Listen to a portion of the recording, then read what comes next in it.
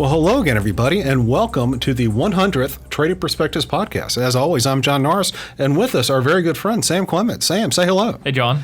You doing okay today? I'm doing awesome. How are you doing? I'm doing awesome. Very excited about this. I can't believe we're already on episode 100. I know. It's been, it's kind of flown by. It's been a fast couple years, there's no doubt. And also, Sam, as you well know, we're going to run a little bit of a contest. The details are going to be, posted here. You might have already seen the details on exactly what you need to do, but we'll be using a clue word, a buzzword, if you will, throughout the podcast. And if you get it, just make sure that you follow the instructions that our producer, Sarah, put out there, and enter to win potentially $100. Now, someone asked me, actually, Sarah asked me, what happens if someone from outside of the U.S. wins? What are they going to do with $100? That's a good question. Well, that's a great question. And I said, I'll tell you what, this is what it's going to be. It is going to be the greater of $100 or 100 of their currency units. Catch my drift? So if you're in Europe, you will get 100 euros. If you are in Japan and you get this, you will get $100 worth of yen, which I guess would be, about 10,500, something like that? Yeah. So that's the way that's going to operate. Capiche? I like it. I like it too. Now, the thing is, what we're really going to talk about today is, when we did our New Normal series, the investment committee and thought leadership team at Oakworth Capital Bank, our New Normal series, which we had a lot of fun doing. One of the predictions that we all had was after COVID-19 is over with, after the pandemic, if it's ever over with, good night, once it's done, I would imagine we will have a more laid back, if you will, sort of office space. Yeah. Office attire will be far more casual, I guess is the word maybe I'm looking for here. And, for someone like me, who is, I'm 52 years of age, got into the industry in 1991, and Sam, there was one type of business attire when I got into the workforce. Suit and tie? It was coat and tie. And, you wore either a white shirt or a blue shirt, and you wore either a blue tie or a red tie. But when you interviewed, you wore a charcoal gray suit with a white shirt and a red tie. That was just the uniform. And if you were a young person in college, the best investment you could make for yourself if you're a young man was go to Men's Warehouse or someplace like that, spend whatever you need to spend, and get a very plain, nondescript charcoal gray suit, a couple of white shirts, and a couple of red ties. That was business attire for my first job at Mercantile Safe Deposit and Trust Company in Baltimore, Maryland, and it has changed dramatically. Yeah. Here I am today. I'm looking at Sam. Sam's wearing a very nice golf shirt and casual slacks. But that is how much things have changed. Sam, what do you think it's going to be like when we get to the new normal? Yeah. And how different are people of Gen Z, do you think, in accepting this as compared to people of my generation, Gen X, and even OK Boomer, those folks in the baby boomer generation? Well, I think younger people now are almost demanding it. It's been even surprising to me to see some people now how important that is, how important their dress code is at wherever they're looking for jobs is to the hiring process. And kind of the overriding theme of our New Normal series, or one of them at least, was that a lot of the trends we're going to see after COVID, were things that were already happening just at a much greater speed. And so, like you kind of mentioned, what I'm already wearing now, I mean, is definitely a lot more casual than what you mentioned being a coat and tie. And to some people now, even what I'm wearing seems a little too dressed up, and you're seeing people wearing jeans and a t-shirt going into work, depending on the industry. And so I think it's hard to argue with the fact that we're trending in a much more casual direction. What that looks like kind of remains to be seen. I think a lot of it depends on the industry. Some things like banking and finance are probably going to always be a little bit more upscale, maybe is the word to use. Stuffy might be another way to describe that. Where other industries, I mean, tech is the obvious one leading the way down, I guess, in terms of how casual they're dressing. So I think there's always going to be some differences in industries, but I think as a whole, I think everyone's getting a little bit more casual, and what that means depends on the industry. Well, I think you're hitting lots of nails on lots of heads and all that good stuff, and I would agree with you. But it's not just the business world, Sam. I think our society has become far more casual, just by nature. You know, it was not unusual for folks in my neighborhood in high school to have a suit or a couple of suits, and maybe even have attended a black tie affair. By the time they went off to college, if they did go off to college, besides their prom, of course. And, it's a little bit different. I grew up in a pretty affluent area, but even so, compare that to the way the kids are now. And my son, I mean, when he just graduated high school, and for years I've been getting on him about how sloppy he looks. And so my father said the same thing to me. Now, Sam, get a load of this one. Back in the day, no matter how hot it got in central Alabama, we were not allowed to wear shorts in our elementary school.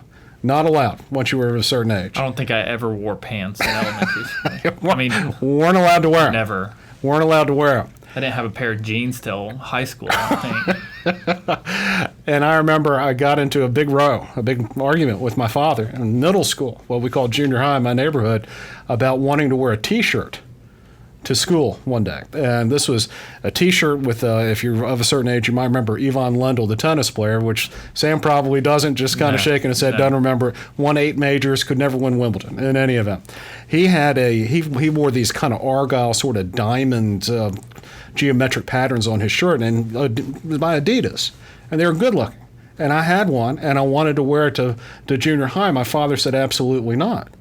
And so Mom and I went around in a reel with them. I mean, but it took forever. I mean, it's like 3 months after I got that darn T-shirt that my father would let me wear it to school. Now compare that to the way the kids show up at school these days, and sweatpants, sweatpants, basketball shorts, and T-shirts, and that's the way my boy is. I'm like, hey man, don't you want to put on a golf shirt? Look real sharp today, And then all of a sudden I hear my father's voice coming out of my mouth. But even so, I tell you that story just because things are a lot more casual than they used to be. And I think it's not just the business world, it's also society. But in doing this, and Sam and I read a couple of very good articles for this in preparation.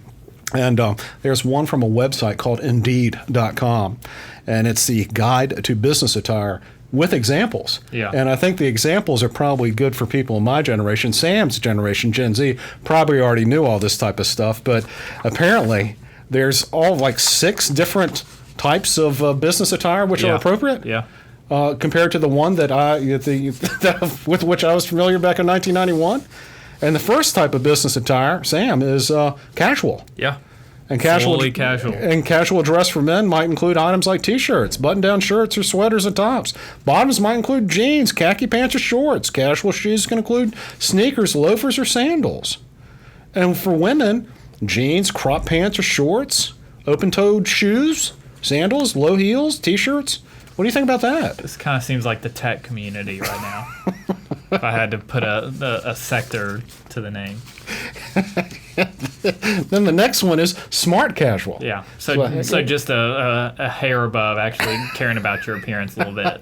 I guess. And casual, but you still care what you look like. And that is apparently when you wear the same things as the casual, but you tuck in your occasionally tuck in. You wash your hair before. You comb it. But it says smart casual for men includes things like sports jackets, an occasional tie, khakis, button-down shirts, polos, dress shoes, boots, clean sneakers, Sam, and belts. I like it. Sounds comfy.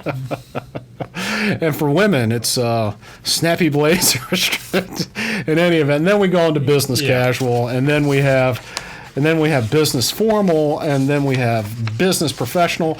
And the thing is, I guess what I'm used to, well, when I got in the industry, wearing a coat and tie every day to work, that is what is now called business professional. Yeah. That's on the kind of extreme end now. You're seeing very, very few companies and industries that are still kind of having that be the expectation. And I think you're seeing it, this whole push to be more casual in the companies that are even being successful right now. I mean, it seems like once a week people talk about Lululemon and stock and how well it's done, and they've kind of defined the whole athleisure industry. So it's the nice athletic wear. It's the stuff that you can wear to a pretty nice restaurant. You know, people, they even have slacks that you can wear to like a nice restaurant or a nice work environment or whatever. But that's kind of the push that people have seen, and I think that's where businesses are responding to it, because that's kind of the way trends are going right now. Well, the thing is, it's you're right about all the trends, and I think while there might be some generational differences, notice what I'm wearing today. I'm wearing a tuxedo because that's the way I am. And that's called business formal, by the way. No, I'm not wearing a tuxedo, but I am wearing a dress shirt, which pressed, and I'm wearing some casual khakis, blue khakis. I mean, although khaki is a color, I also refer to them as a type of pants, slacks, trousers. And they're blue. And you would probably say that I would be, frankly, probably one of the more dressed up people in the office here today. Yeah. And so that's just me, Mr. Stuffy. But but you know, when taking a look at all this, it's okay, you know. And when we opened up Oakworth Capital Bank all the way back in 2008, we really debated whether or not we should be coat and tie all the time. Yeah. And no doubt. And here we are 12 years later, people are far more casual. I mean, it's casual, seemingly casual all the time, at least business casual. Yeah. And so when we opened up the doors, we were all wearing coats and ties, but then we noticed something. You know, our clients weren't wearing coats and ties. Right. When we went and talked to business owners, they weren't wearing a suit. Yeah. And pretty soon it became pretty apparent the only people at the function wearing suits were the attorneys and the bankers. Right. And so you started to stand out. I mean, not that long ago, a decade ago, you started to stand out by being in a what they call business professional attire. Right. And that brings me to what I was going to bring up next is as the clientele are changing, and as not only is the workforce getting younger, but the clientele, the average age of clients is generally getting younger too, and that's kind of a driving factor of why I think a lot of these environments have gotten more casual, is just because the people that they're meeting with are just as casual, and you know, if who you're going to go meet with is dressed all casual, it might be a little weird for you to show up in a suit and tie. Indeed, it would. You know, so, and I've had that uncomfortable experience. There's the only thing worse than being underdressed to a function is being incredibly overdressed to a function. And everyone's in. Yeah, and so it used to be. I mean, there used to be a big debate back when I was probably, you know, my early 30s. You know, Beth and I would go out to a function. Do I wear a tie or not wear a tie? And the path of least resistance was just make sure I had a blazer on. Yeah. And you know, and that way, I wasn't going to be too underdressed. Yeah. And I could always take the blazer off if I was overdressed. Yeah. Now it's kind of like, do I even put the blazer on? Yeah. I mean, what kind of people are inviting me to this function expecting me to get all dressed up? Yeah. Because we certainly are a lot more casual than we used to be. And we're even talking about it at Oakworth. What does it look like once everyone's back in the office, if everyone gets back in the office? Are things like wearing mountain khakis, and I'm not a paid endorser. I'm not a paid endorser for mountain khakis, but it's sort of that type of khaki, and not the year-round wool and all that stuff, not the dress pants, but mountain khakis, a pair of chukkas, or even a pair of clean sneakers, tennis shoes, and a golf shirt. We're debating whether or not that's kind of the office attire. Yeah. Understanding that, when you're meeting with a client, depending on that particular client, you might put on a dress shirt and a nicer pair of pants, but even so, we are going to be more casual, and I don't think that's going to impact output or efficiency whatsoever. No. And so it seems as though with all this, and maybe it's your generation's kind of forcing the issue. Yeah, I think it is. It's about output. Yeah. It's about output and efficiency, about substance over form. Yeah. And having to wear a suit to work, I would say, Sam, was the form over the substance. Yeah. What say you about that? I mean, I completely agree. Completely agree. So, not terribly insightful. Maybe I'm one of the people that is driving. I'm part of that group, I guess. But the thing is, what I've also noticed about, and this is me, talking about the business attire. And a lot of these companies that specialize in this are having a difficult time as business casual becomes not just business casual, actually becomes casual. You're talking about the T-shirts and what have you.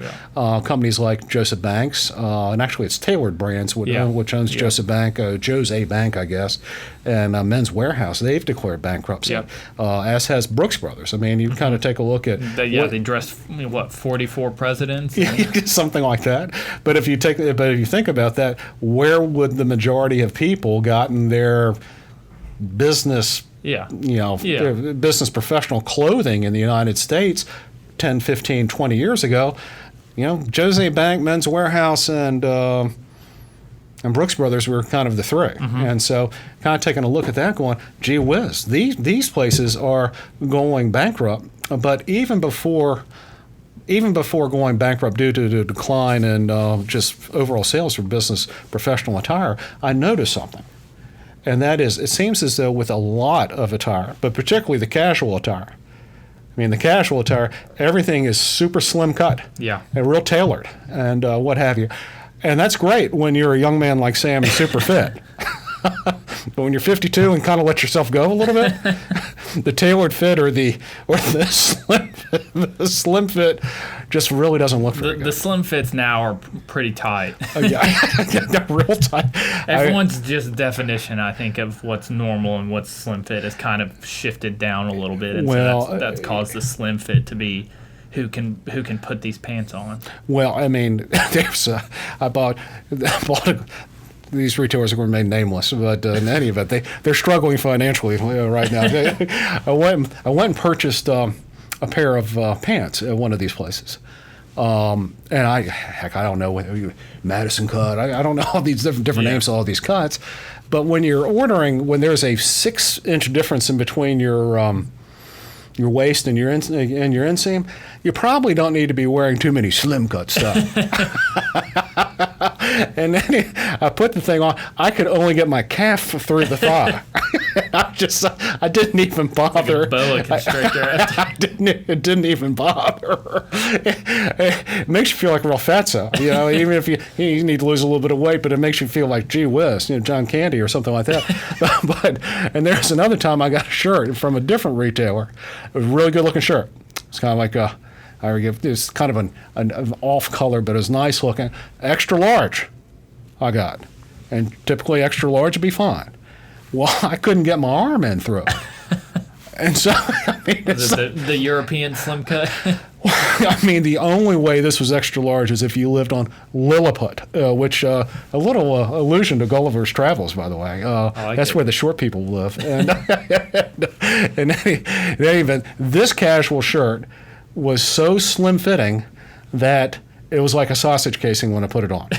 So let's take this all back up to the top, back to the top, and we'll talk about just where the industry is going. And Sam, the new normal. Yeah. If we get everything else about the new normal wrong, percentage of people working remotely, maybe that comes to pass. Maybe some of the geopolitical things which we put out in our new normal series, maybe that comes to pass. I would say the safest bet is that business attire will be more casual after COVID-19 than it was prior to COVID-19. One, this was a trend, but two, this just really accelerated it. Expedited trend, and I think you'll have to look at each industry on their own merit or in their own kind of lane, I guess, and what was the norm before and what the norm is after. So I think the industries will remain kind of how they are, but I think everybody in their own right will be shifting to a little more casual. I guess you can kind of close that by saying, hey, dude, it's casual. But that is a surefire trend, and I don't know what it means for retail. But it's certainly there's certainly some industries that will be very negatively impacted by this. Yep. Completely agree. So with that, guys, thank you all so much for listening. We always love to hear from you. Also, if you have any questions or comments, please let us know. You can always send us an email to tradingperspectives at oakworthcapital.com, or you can leave us a review on the podcast outlet of your choice. If you're interested in hearing more, reading more of what we have to say or think, you can check out our blog, Common Sense, at oakworthcapital.com underneath the Thought Leadership tab. Now, Sam, I know it's going to be out there, but the first 100 listeners who have figured out what the key word is will get a chance for $100 or $100 worth of their particular currency unit. I like it. So text the keyword to 77222, 77222, in case you haven't seen the instructions elsewhere, and enter for a chance to win. Sam, what's that you? That's all I got. That's all I've got today, too. Y'all take care.